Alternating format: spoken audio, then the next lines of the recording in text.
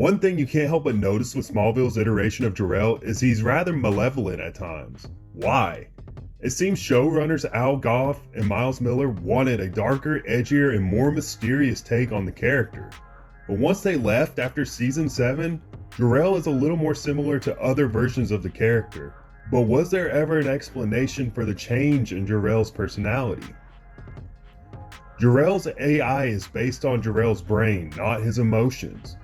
Jor-El stripped the program of his emotions, thoughts, and regrets. The program is basically just all the knowledge of Jor-El without his personality. And this is explored in season 10 with the episode called Abandoned. And this can also explain the sometimes gray area thinking of the AI. We can also look to Tom Welling's Clark Kent, who struggles to make any progress to becoming the savior, ruler, or conqueror of the planet. It seems this Jor-El pushes him to his extremes to get him to reach his goal, regardless of emotions or how it makes Clark feel. Anytime Jor-El pushes Clark, it usually is for his benefit.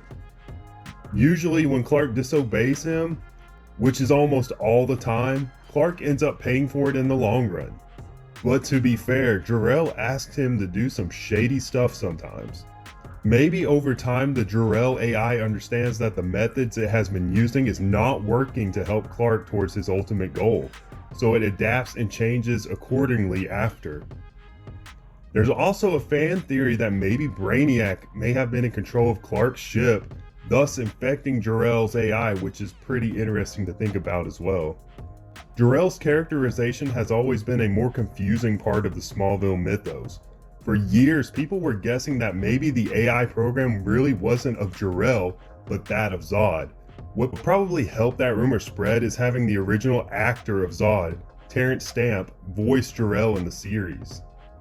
Obviously, this ended up not true, but it was a fun speculation at the time, especially since Jor-El did seem rather dark and ambiguous in the early seasons.